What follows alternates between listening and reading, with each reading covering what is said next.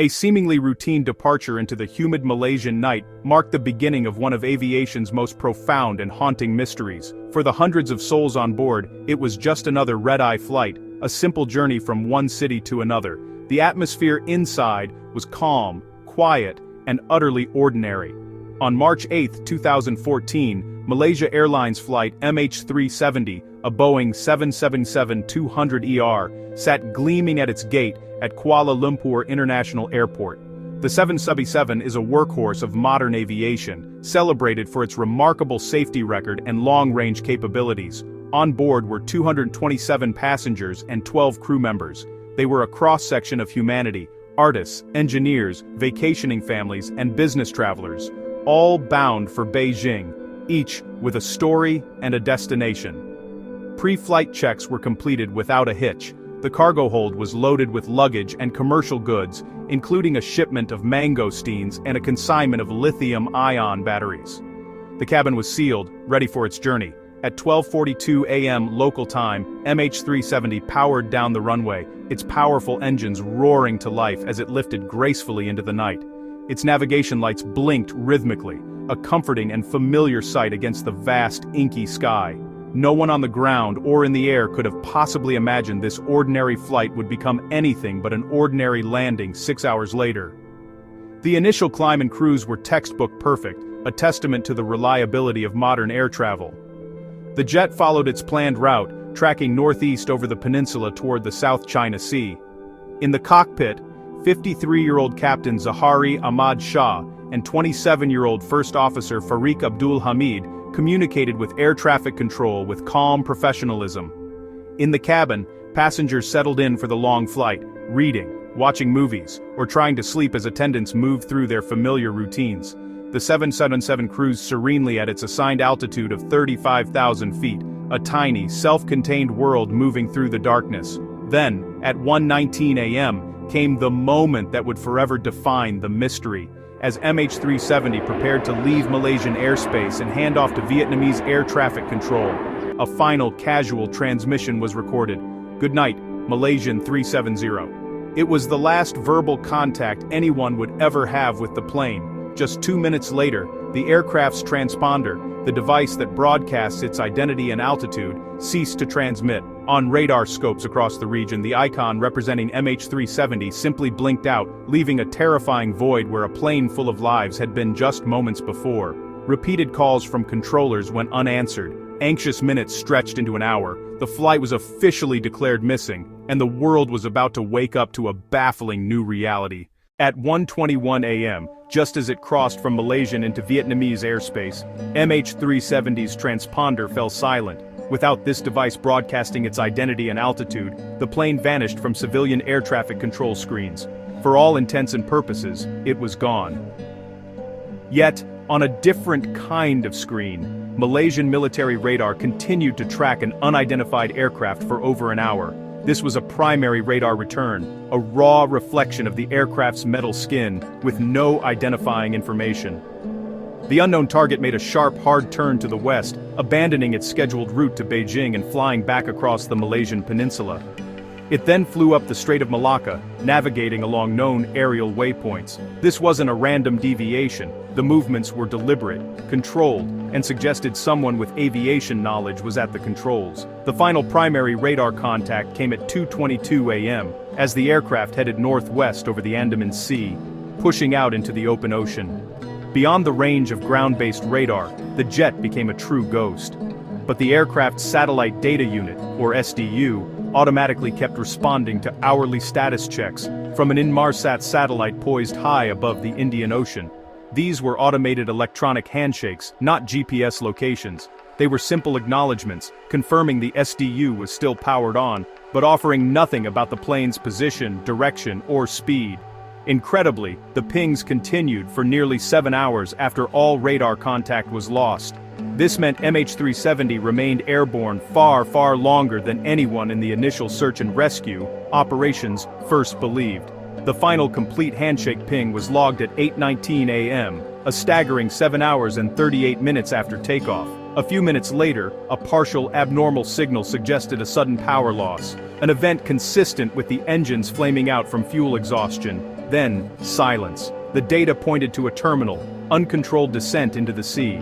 By meticulously measuring the time delays for the signal to travel, engineers could calculate the plane's distance from the satellite, drawing vast arcs on the map for each ping. Subtle Doppler shifts in the signal's frequency revealed whether the plane was moving toward or away from the satellite, effectively ruling out the northern arc over Asia. All available evidence pointed south, into the vast, empty expanse of the southern Indian Ocean. The final ping created what became known as the seventh arc, a long, lonely curve of probability where the flight tragically ended. The international search effort was forced to shift thousands of miles south to one of Earth's most inhospitable and poorly mapped regions. The task ahead was monumental, finding a needle in a haystack the size of a continent. With the search area redefined, an international coalition mobilized. Australia led coordination from Perth. Dozens of aircraft, including P-8 Poseidons, flew long sorties over empty ocean. Reaching the area took hours, limiting time on station. The roaring 40s battered ships and aircraft, with wind, swell, and fog. A vast surface search began, vessels crisscrossing the zone for debris. Early efforts raced to detect black box beacons, with about 30 days of battery life. April detections briefly lifted hopes but proved to be false leads. When the pingers fell silent, a long underwater search began. The seafloor was mountainous, plunging to 6,000 meters. Teams mapped the abyss, then skimmed it with AUVs and towed sonar for months. Grid by grid, they swept 120,000 square kilometers. After nearly 3 years and over $150 million, no main wreckage. A 2018 private search also ended without success. The ocean kept its secret, defying unprecedented scrutiny. The trail grew cold, but not the questions. Somewhere beyond that horizon lay the answers. For the families of the 239 on board, uncertainty became an agonizing vigil.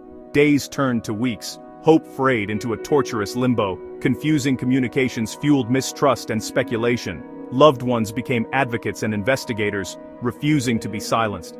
Each milestone without answers reopened wounds. More than a year later, the ocean spoke. A flaperon washed ashore on Reunion Island. Serial numbers tied it to MH370, the first physical proof of an Indian Ocean crash. Over time, more than 20 pieces surfaced along African and island coasts. Among them, engine cowling, cabin panels, wing and tail fragments. Marine growth and drift analysis refined probable impact regions along the seventh arc. Damage patterns pointed to a high-speed, uncontrolled impact, not a controlled ditching. Tantalizing fragments, voices from the deep, yet the main wreckage stayed hidden. Behind every technical detail are lives, mothers, fathers, sons, daughters. They pressed for transparency, pursued new searches, and combed beaches themselves. Their persistence kept the world's focus on the human cost of this mystery. They are the living heart of MH370, the reason answers still matter. In the absence of the flight recorders, investigators and experts are left to assemble a puzzle with missing pieces. Theories abound, each attempting to reconcile a series of conflicting and deeply perplexing clues. The most prominent theory points to unlawful interference. The deliberate, precise deviation from the flight path, coupled with the sequential shutdown of the transponder and ACARS, suggests a knowledgeable hand at the controls. Yet exhaustive background checks on the crew and passengers revealed no red flags, no history of radicalism, and no definitive motive for such an act. A catastrophic failure like an onboard fire could explain an initial turnback and subsequent hypoxia, but it struggles to account for the hours of controlled flight and the early precision maneuvers. A non-crew hijack seems equally improbable. It lacks a clear motive, a credible claim of responsibility, and ends inexplicably in the middle of the vast Indian Ocean. More complex scenarios, from remote cyber hijacking to a stowaway in the electronics bay, remain highly speculative and unproven. Ultimately, no single theory fits all the known facts. Malaysia's final report concluded it was unable to determine the cause, stating that the key evidence lies with the main wreckage. The tragedy of MH370 became a catalyst, triggering sweeping reforms in global aircraft tracking and search standards. The Global Aeronautical Distress and Safety System, or GIAD-SS, now mandates 15-minute position updates, which automatically shift to every minute during an anomaly, drastically shrinking potential search areas. Underwater locator beacon battery life was extended from 30 to 90 days, and new deployable, ejectable recorders are advancing. Beyond technology, airlines and governments refocused on crisis response protocols and the vital importance of compassionate, timely communication with families. The singular, solemn aim to ensure no aircraft ever vanishes without a trace again. A decade on, MH370 remains an unclosed chapter, a painful void in aviation history. The wreckage and its crucial recorders still lie hidden somewhere in the crushing depths of the southern Indian Ocean, but the search for answers has not ended. Families and independent experts persist, tirelessly proposing refined search zones as technology and analysis improve. One day, a new expedition, armed with better data and more advanced submersibles, may finally uncover the truth. Until that day comes, we remember the 239 souls aboard and honor their memory with a commitment to vigilance, transparency, and the relentless pursuit of safety. If you found this video helpful, please like, share, and subscribe for more videos like this.